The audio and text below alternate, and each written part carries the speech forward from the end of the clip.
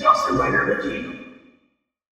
Hey YouTube, Dawson Rider here, and welcome to my review for Lupinranger vs. Patranger episodes 48 and 49. We are one away from the finale now. These are the penultimate episodes, and the secret is out, everybody. Say hello to my usual Lupinranger review buddy, who I keep forgetting to put in the videos, but he's here now. And he, might be the review buddy for Ryusoldier if I don't have the toys yet by the first review. No. So yeah, these were two, I think, pretty strong episodes going into it. I mean, the first one basically led into the story from last week where Noel is almost said captured. That was like a weird kidnapped, captured hybrid. Anyway, where he's captured, and so the Patrangers are trying to find him, the Lupinrangers are trying to find him, and they're basically forced to out their identity because of this, and they show up to where Noel's basically being crucified and reveal their identities. There was some mixed things about the scene, but there was also some cool stuff, and before that they were doing a little setup for like, oh man, the Patrangers might be onto us, so we might have to run. So they were kind of in the know, like we were kind of at this point where the Patrangers basically knew, the Lupinrangers know the Patrangers might know, and they might have to go on the run, so we're setting up for the, I was gonna say the going on the run arc, but it's like an episode. I mean, maybe 2 episodes if you count next week. But yeah, so we're kind of at this point, and the Lupinrangers reveal themselves, revealed! And they show up to save Noel. I think that the villains could have been threatening Noel more, because it seemed like they just revealed it, like, oh sure, we'll do it, like, no, you don't have to, like, no, we'll do it. Like, it seemed like they could have made it seem more dire in the situation, but I think it was a very well shot scene, like, between just the cinematography stuff and just the fact, the emotions of, everything and the relationship between the characters and the music. I think it was well done. I do kind of wish that they were just morphed when they showed up and then detransformed just their helmets, because I know that they had said at one point that supposedly the masks give them a different look, so they do look different to the outside world, because, that's like a classic thing in superhero stuff anyway. Superman or Robin or any characters that have no mask or a minimal mask, like, oh yeah, you'd be able to tell, but you just kind of accept it.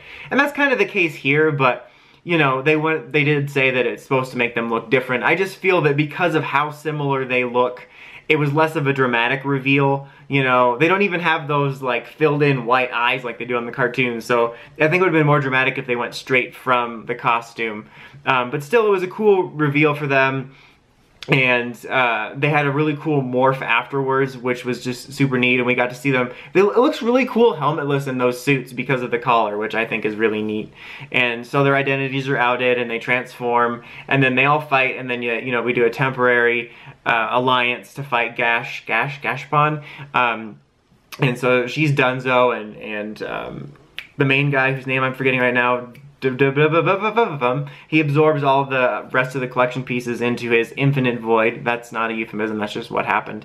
And then the Lupinrangers go on the run, but that was pretty solid. There was definitely some little bits I would change about the reveal, but I still think that it was nice that they let this, that there was a good amount of emotional buildup. One might say too much, which I'll get into, I think, at the very end, because it's going to be something I'll talk about probably at length in my series review, but I'll touch on that at the end. But I thought that was well done. This episode is really good, the most recent one where we have them on the run, kind of in like a safe house, and the Patrangers, they raid the restaurant because these are violent criminals that have done absolutely nothing wrong and have just helped save people all year. Like, seriously, that's another problem I have, but they cleared out the restaurant, the Patrangers are trying to find it for evidence, the Lupinrangers are on the run, they're basically figuring out, like, the big boss guy, has like a special safe that's, it's chained up, and it's got like an infinite amount of storage space, basically, so they need to figure that out. There was kind of a nice scene where Noel comes back to the police precinct, and they're like, 9-9, no, a different show. No, but they're like, how could you not tell us? Why would you let us get along? And he said, I wanted you to get along. And so I thought that was a good scene. Again, there's kind of stuff I want to talk about in the larger sense of the series when I get to the series review, but I feel like they just could have played up so much of that more throughout the series, like actually have Noel trying to sort of set up more of an understanding between the teams for a reveal. I mean, there was bits there, but I feel like everything about Noel's just not there. For the most part, the other 6 are all developed, and you kind of know them, and, know why they're at where they're at. But with Noel, it's just, most of the stuff we've learned about him that was substantial and the stuff that they set up has just been so quickly done here recently. But yeah, like, it was a good scene. I just think it could have been better because it kind of highlighted things that they are doing, but they could have done even more of and done better of. But yeah, so then Big Boss Guy attacks, and then the Fire Nation attacks, and the Lupin Rangers go off to fight him, and it was a really cool scene. They show up with, like, basically Victory Striker formation, but with the regular Lupin Kaiser arms, and there's, like, a really cool scene where they come in, and it's, like, just cinematography stuff was really cool. And, you know, the fight does not go well. He blows up, like, most of the city radius. They're super injured. Kyrie's the only one that escapes because the other two are put in the hospital, and they're also in Patranger custody. Rewinding a bit, before that, Kyrie went out to sort of, you know, find info quick, and he put on his hat, which is a better disguise than the masks, if we're being honest. And he has a little exchange with Keiichiro, and I thought it was a really well done scene, where Kyrie was basically expecting and sort of wanting a bigger reaction from Keiichiro about the betrayal, and like he's like, why don't you get mad? As mad as you did when you fought Lupin Red before. And I thought it was a really great scene for both of them, but I think in particular for Keiichiro's character, showing how much he's grown from just the, you know, oh no, hey, Lupin Rangers, to, you know, him saying, you know, I'm mad, but more so at myself for not being a better cop, to recognize that you guys were in pain and in trouble, and that I could have been a better cop, that you could have approached me. I wasn't so bold and approachable, you know, like Rogue is. I can't be that approachable like Gentoku. So he went off to go buy a so bold and approachable shirt. But no, I thought it was a really well done scene of, you know, I think that's been the best things about Keiichiro's character, is seeing him grow to not just be this straightforward reaction of like, oh, they're criminals, even though they're not really. You know, they have to go to prison, they suck. Like, they very easily could have gone for, you know, if you watch any kind of toku or anime, there's often those unreasonable reactions. Like, even though, you know, there's obviously a reason for a quote-unquote betrayal or a reveal, they always have that initial reaction that's just so, you know, single-minded, and I'm really glad that they didn't go for that. I think if they had done it too early, that definitely would have been what happened.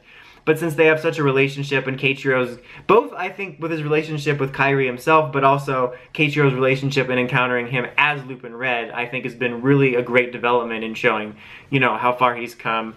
And that comes into the second scene again at the end, where, you know, after all this goes down and the other two in the hospital, Kyrie's kind of out looking for Zamigo, because he has, during the big mecha fight, he has their 3 precious people in ice. At first I thought it was a trick. Honestly, I thought we were going to find out, which still might be possible, that they've already been used for skin, and he's just using a decoy to rile them up. But he kind of reveals that he's sort of caught on to like, okay, these guys are really out for me, and he can like read people's minds in the ice, whatever.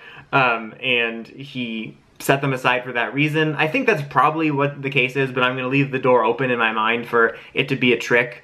But so that was a nice emotional beat, and it was kind of cool to see their 2 sides of information come together with Noel, where, you know, the Patrangers know now that Zamigo's behind all this stuff, but then the Patrangers tell Noel about their investigation about the disguises, so that was a neat bit as well.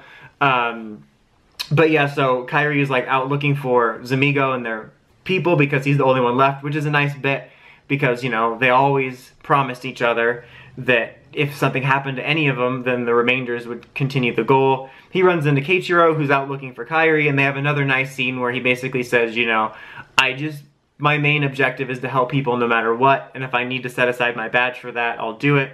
And Kyrie kind of acknowledges this and says, you know, no, there's people that need your help more than me, and they go their separate ways, and Kyrie goes to fight Zamigo. Keiichiro's off to go help people, and it was a very good episode that built on a lot of the relationships, especially Kyrie and Keiichiro especially. That was just a lot of qualifiers, and I apologize about that. But yeah, I really enjoyed it. I thought it was very good. Both episodes I think were pretty good. Had my problems with the reveal a little bit, but I thought they were both very solid. Really awesome stuff with like this battle, you know, the big mecha battle with the big damage and the Zamigo stuff. I think we're interested. I think we're interested, guys, are we? No, but I think we're heading into an interesting finale, so I'm excited about that.